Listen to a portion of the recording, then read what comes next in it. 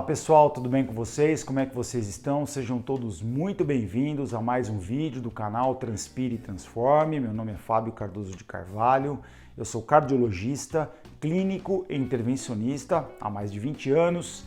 Eu sou um obeso em recuperação, cheguei a pesar quase 145 quilos, perdi 65 quilos para completar o Ironman Brasil, e aqui neste canal, no Transpire e Transforme, eu procuro divulgar conhecimento e informação relativo à saúde cardiovascular, mas também procuro dividir as minhas experiências, falar um pouco sobre motivação, enfim, é um grande caldeirão onde a gente divulga um pouco de conhecimento.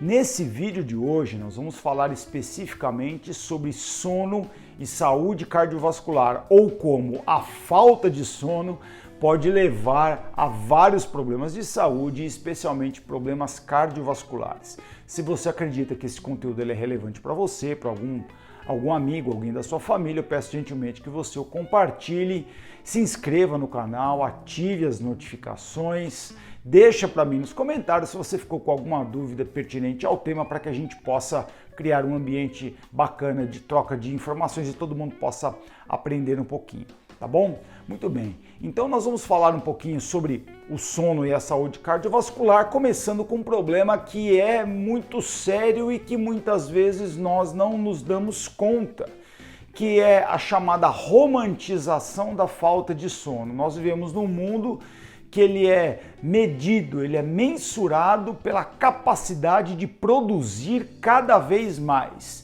E dos fatores que está intrinsecamente ligado à nossa produtividade é exatamente a habilidade, digamos assim, ou a capacidade que a pessoa tem de acordar cada vez mais cedo. Então, nós olhamos nas redes sociais ali, a pessoa coloca a foto de um reloginho ali marcando 4 horas da manhã, 4:30 da manhã, e a pessoa se gaba de uma certa maneira de conseguir acordar muito cedo para ter um dia cada vez mais produtivo, sem que isso esteja inserido muitas vezes dentro do contexto individual da vida do cidadão. Então muitas vezes a pessoa tem está passando por uma situação familiar, tem filhos pequenos, ou trabalha à noite, né? Tem um turno no período da noite de trabalho, ou tem deslocamentos excessivos para chegar ao trabalho ou para voltar do trabalho e chegar em casa, e a gente não leva isso muito em consideração do todo da vida da pessoa. Mas essa produtividade ela é medida, então quanto mais tarde a pessoa dormir, quanto mais cedo a pessoa acordar, isso é uma vantagem. Se a pessoa não tira férias, não tem um tempo de lazer adequado, não tem um tempo de estar com a família, estar sozinho, estar distraído dos afazeres do dia a dia, isso é tido como vantagem, não é? Então essa cultura de produtividade massacrante até, ela causa vários problemas, gerando inconscientemente situações de estresse, aumentando a pressão do dia a dia, e tudo isso se reflete muitas vezes na entrada, no período inicial de se começar o sono, não é? Ou muitas vezes na dificuldade em permanecer num estado de sono, tendo aquele sono reparador. O que é o sono reparador? É você conseguir dormir por um período mínimo de pelo menos 7 horas e você conseguir acordar no outro dia completamente disposto, reparado efetivamente para iniciar um novo dia com novas atividades.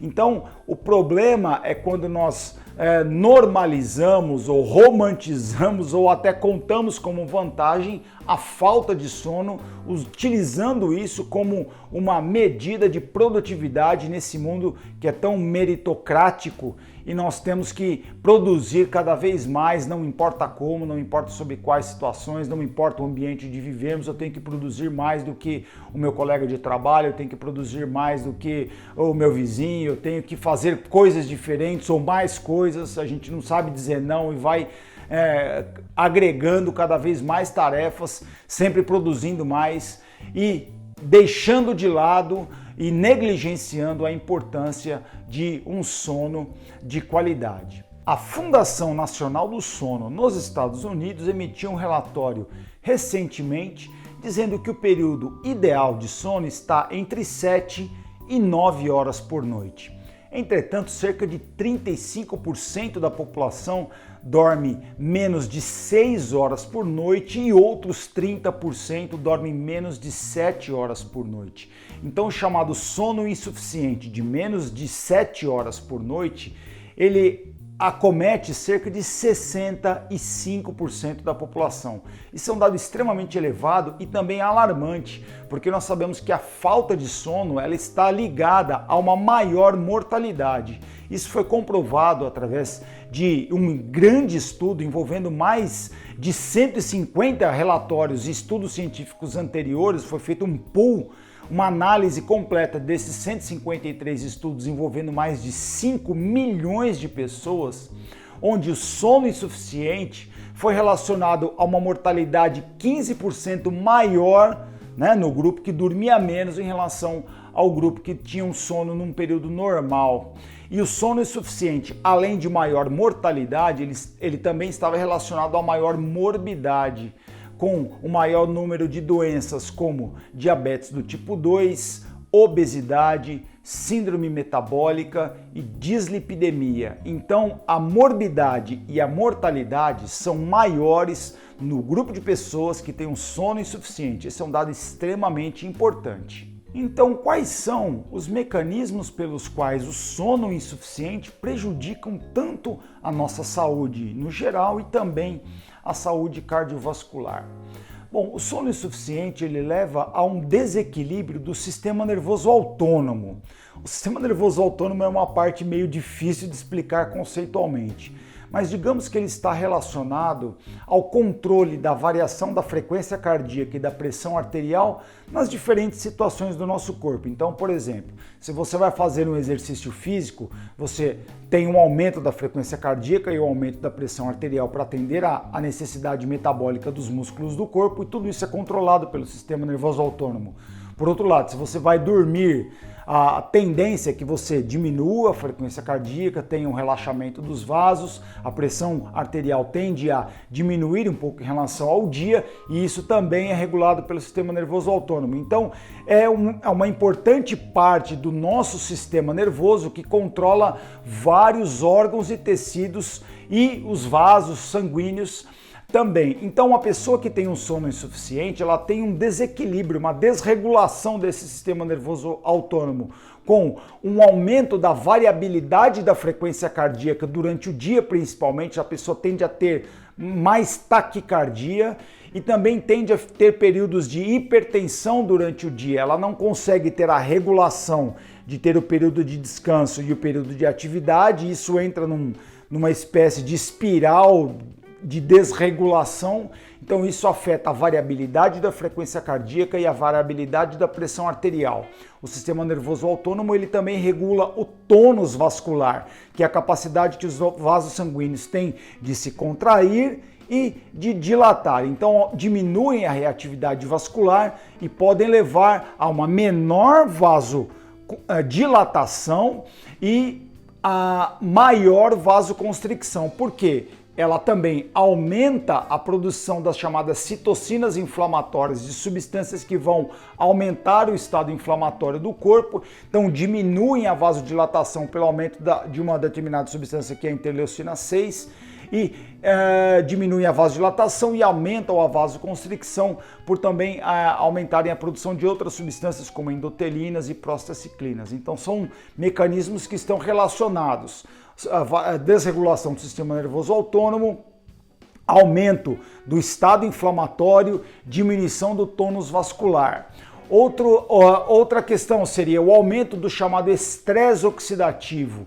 O estresse oxidativo ele facilita a oxidação, principalmente do colesterol ruim, que é o LDL, e ajuda a sua entrada na célula. Então ele predispõe à formação das placas de aterosclerose. Além disso, o estresse oxidativo está relacionado à chamada produção de espécies reativas de oxigênio que vão afetar a contratilidade do músculo cardíaco, podem afetar também o músculo cardíaco, levando a uma hipertrofia das suas células, necrose de algumas células, levando a fibrose, pequenas áreas de fibrose do músculo cardíaco. Então veja como isso afeta diretamente o coração, afetam a contratilidade, hipertrofia, necrose celular. Essa necrose celular induz a áreas de cicatriz no coração, e essas áreas de cicatriz no coração podem ser o gatilho para arritmias, que podem até ser desde arritmias benignas, controláveis com medicamento, ou arritmias que podem ser graves até e potencialmente fatais. O sono insuficiente também está relacionado ao aumento do estado pró-trombótico, ou seja, ocorre o aumento da produção de substâncias como o fator 8 e o fibrinogênio, que vão aumentar as chances de haver coagulação vascular, e isso leva a doenças como o acidente vascular encefálico e o infarto agudo do miocárdio. Além disso, as alterações metabólicas também podem acontecer, principalmente porque é fundamental que o nosso corpo tenha o estado de sono e vigília adequados, porque disso advém o chamado ciclo circadiano, que é o ciclo de secreção e inibição normal de alguns hormônios do nosso corpo, como o cortisol e a melatonina. O cortisol, que é o hormônio do estresse, o hormônio do despertar, e a melatonina, que é o hormônio de indução do sono.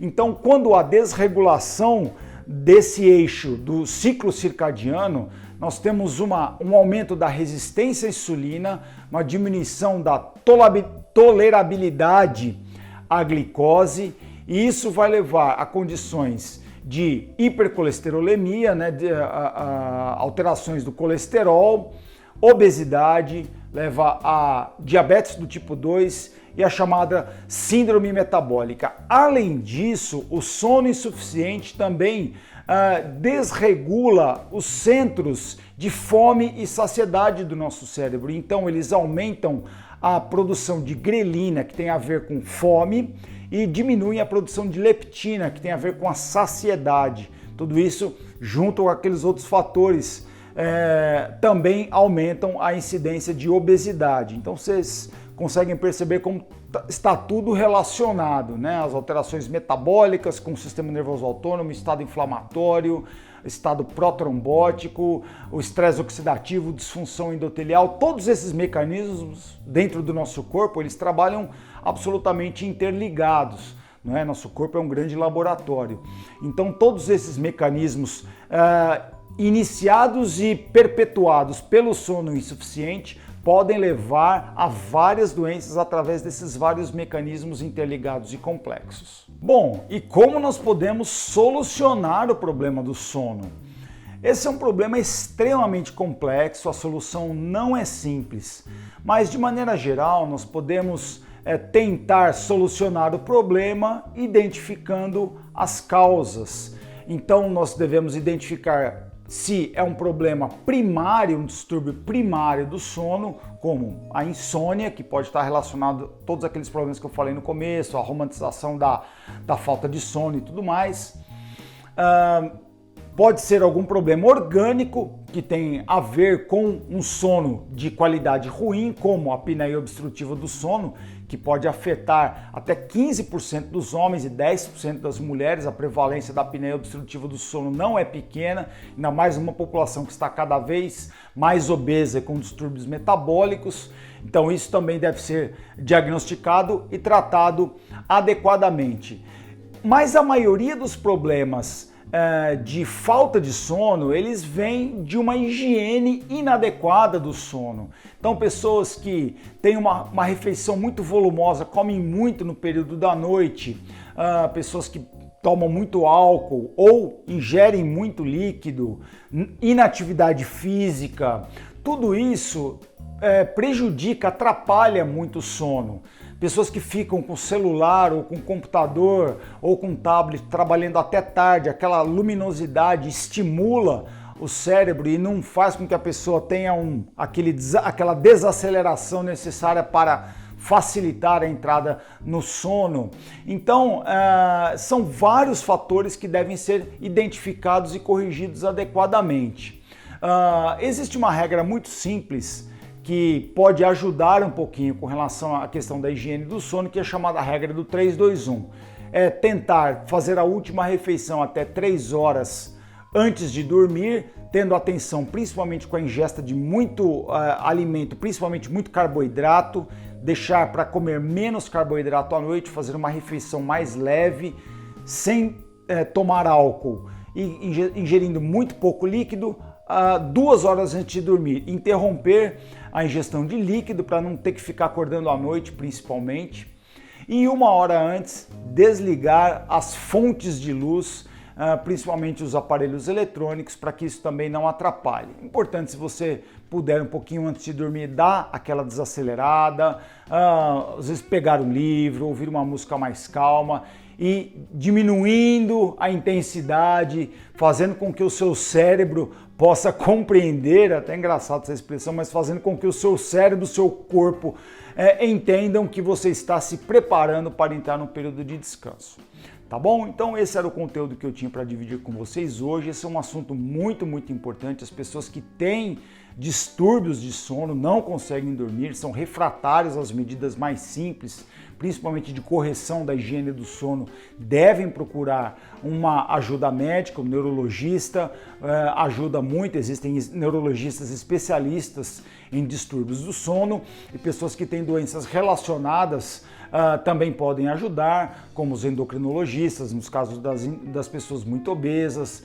Quem tem apneia obstrutiva do sono talvez tenha a necessidade de acompanhar com um pneumologista, um otorrinolaringologista. Então, as doenças relacionadas devem ser cuidadas pelos especialistas, distúrbios primários do sono com neurologista, nesses casos realmente mais refratários. Eu espero que esse conteúdo tenha ajudado você.